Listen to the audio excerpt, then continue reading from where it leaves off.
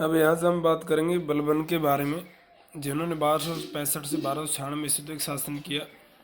उल्गू खां, बलबन का वास्तविक नाम था उल्गू खां। इल्तुतमिश की चहलगानी 40 नामक तुर्की दासों के प्रसिद्ध दल से संबंधित था कि इल्तुतमिश ने तुर्क के द्वारा तुर्क से संबंधित एक दासों का दल बना रखा था। तुर्क देश के दास थे। उस दल का नाम था चहलगानी अर्थात 40। इसमें 40 दास हुआ करते थे प्रमुख, उनको दल को ही चहलगानी कहा गया।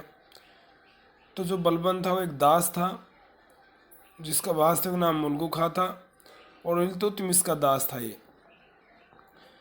तो बलबन 1265 ईस्वी में गद्दी पर बैठा और मंगोलों का सामना करने के लिए एक सैन्य विभाग दीवान आरिज को पुनर्गठित किया।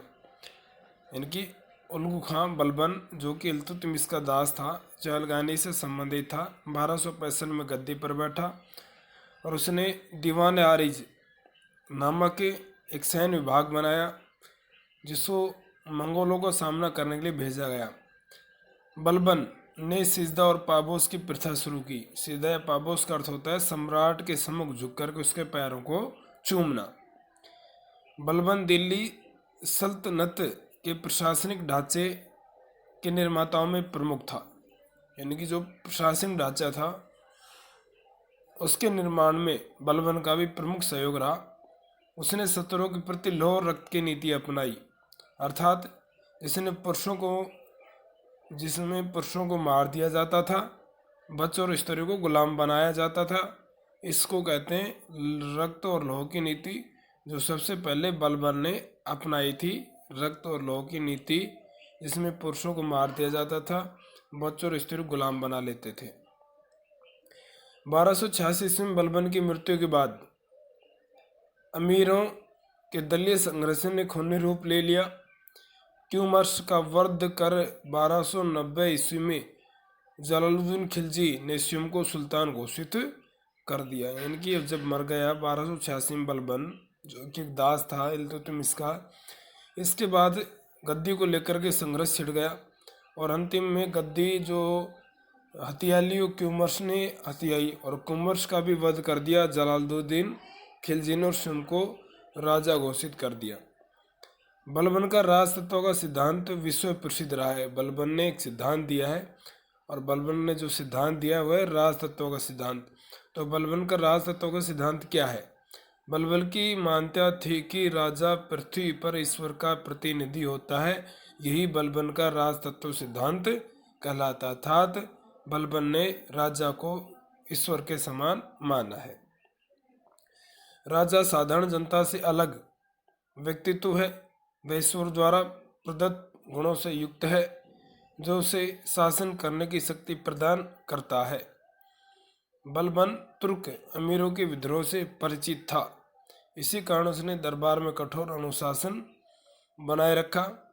कानून व्यवस्था की स्थिति को व्यवस्थित करना, चोरों डाकुओं का दमन एवं राजपूत जमींदारों के शासन विरोधी विद्रोह को कुचलना उसका प्रमुख कार्य था।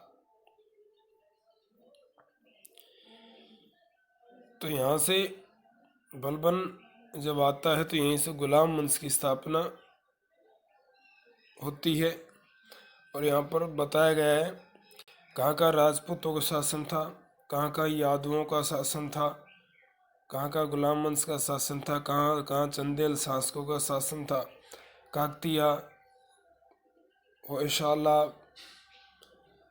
ये कुछ जगह मैप्स के माध्यम से बताई गई है कि कहाँ का शासन था। तो गुलाम वंश का साम्राज्य दिल्ली, मध्य प्रदेश, उत्तर प्रदेश और जम्मू कश्मीर, पंजाब का आसपास के क्षेत्र में फैला हुआ था। अब खिलजी वंश आता है कि जो बलबन की हत्या हो जाती है, उसके बाद जलालुद्दीन खिलजी गद्दी पर बैठता है। तो खिलजी वंश का यह साम्राज्य 1290 से 1223 ईस्वी। खिलजी वंश का प्रथम शासक जलालुद्दीन फिरोज खिलजी 1290 से 1296 में था, जो 70 वर्ष का था।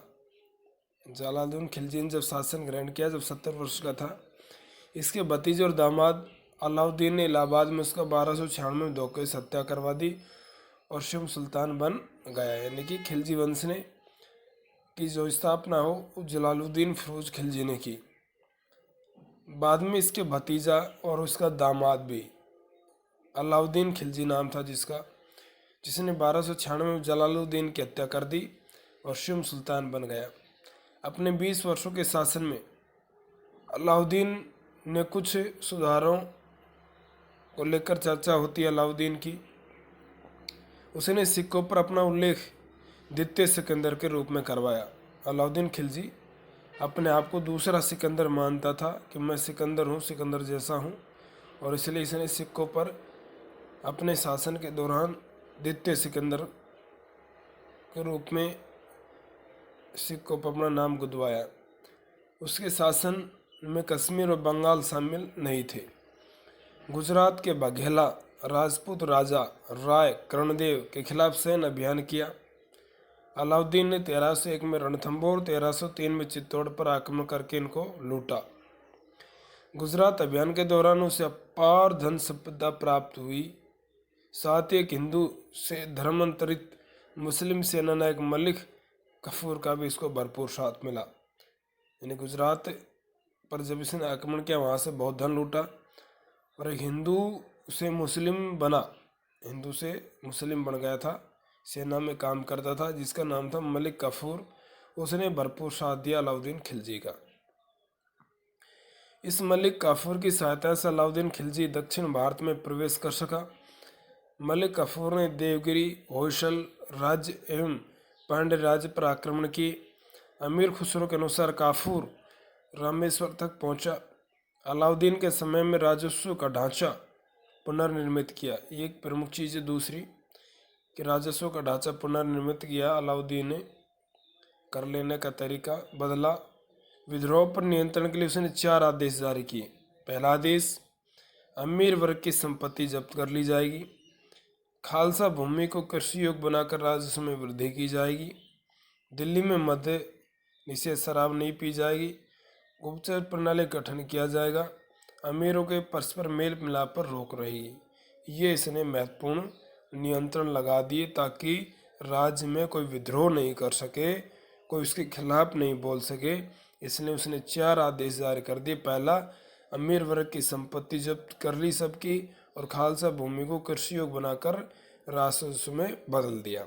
दूसरी चीज़, दिल्ली में शराब पीने पर रोक लगा दी। तीसरी चीज़, गुप्त प्रणाली को इसने गठन कर दिया।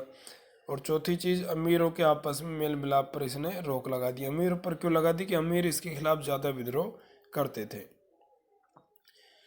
उसने खलीफा की सत्ता को मान्यता देते हुए स्यूम ने यस्मीन उल खिलाफत नासिरी अमीर उल मोमिनीन की उपाधि ग्रहण की। यानी खलीफा जो मुसलमानों का धर्मगुरु होता था, जो तुर्की में रहता था, उसको इसने मान्यता दे दी, और स्वयं को इसने यस्मीन उल खिलाफत नासिरी अमीर उल मोमिनीन की उपाधि धारण की। खजाइन उल फतू में अमीर खुसरो ने अलाउद्दीन को विश्व सुल्तान, जनता का चरवाहा जैसी पदवियों से विभूषित किया है। अमीर खुसरो जो कि विद्वान था, लेखक था, उसने एक ग्रंथ लिखा खजाइनुल फतू। उसमें अमीर खुसरो ने अलाउद्दीन को विश्व का सुल्तान या जनता का चरवाहा के नाम से परिभाषित किया है, विभूषित किया है, ये उपाधि दी है अमीर खुसरो ने अपने ग्रंथ खजाइनुल फतू के दौरान। सुल्तान ने पुलिस, गुप्तचर, डाक पद्धति एवं प्रांतीय प्रशासन में कई सुधार किए। सबसे महत्वपूर्ण सुधार बाजार नियंत्रण था। दीवान ए रियासत, जो व्यापार का नियंत्रक होता था, उसे उर्दू भाषा में दीवान ए रियासत कहा गया। बाजार का दरोगा, जिसे सहाना या दंड अधिकारी कहा गया। जनसाधारण का रक्षक एवं नाप तोल का अधिकारी, जिसे मुहतसिब कहा गया। बरीद मुबालिक, ये गुप्तचर अधिकारी था। आदि नए पद सर्जित कर उसने प्रशासन को ठीक किया अलाउद्दीन खिलजी ने। उसने अपनी एक विशाल सेना के रखरखाव हेतु आर्थिक सुधार किए। मोलभाव सुनिश्चित करके सुल्तान ने कालाबाजारी और मुनाफाखोरी पर रोक लगा दी। कालाबाजारी ब्लैक मार्केटिंग कहते हैं, जिसे चीज़ों का संग्रह कर लेना और जब वो महंगी हो जाए तब उसको बेचना, ये ब्लैक मार्केटिंग कहलाती है, मुनाफाखोरी कहलाती है। सरा-ए-अदल स्थानीय विदेशी वस्तुओं का बाजार था। अलाउद्दीन पहला शासक था जिसने सैनिकों को नगद वेतन दिया, यानी कि अलाउद्दीन ऐसा पहला शासक था जिसने सैनिकों को नगद वेतन दिया। इससे पहले किसी ने सैनिकों को नगद वेतन नहीं दिया। 1303 में अलाउद्दीन ने अलाई किला अथवा कुश के श्री बनवाया जिसमें 7 द्वार थे।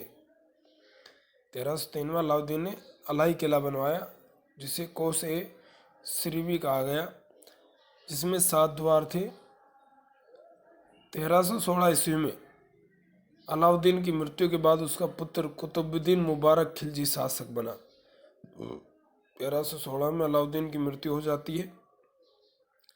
उसके बाद उसका पुत्र कुतुबुद्दीन मुबारक खिलजी शासक बनता है।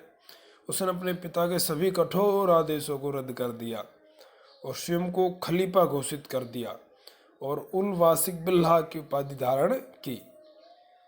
किसने? अलाउद्दीन खिलजी के पुत्र कुतुबुद्दीन मुबारक ने अपने पिता के सारे जो भी कठोर बाजार के अमीरों के खिलाफ जो भी थे सबको इसने हटा दिया और उल वासिक बिल्लाह की उपाधि धारण कर ली, स्वयं को खलीफा मान लिया। इसकी हत्या के बाद नासिरुद्दीन खुसराव शाह सुल्तान बना। इसकी भी हत्या हो गई। इसके बाद नासिरुद्दीन खुसराव शाह सुल्तान बना, जो खिलजी वंश का अंतिम शासक था। तो ये था यहाँ पर खिलजी वंश, जिसके बारे में हमने यहाँ पर जाना। यहाँ पर खिलजी साम्राज्य बताया गया है। ये सफ़ेद क्षेत्र है, यहाँ पर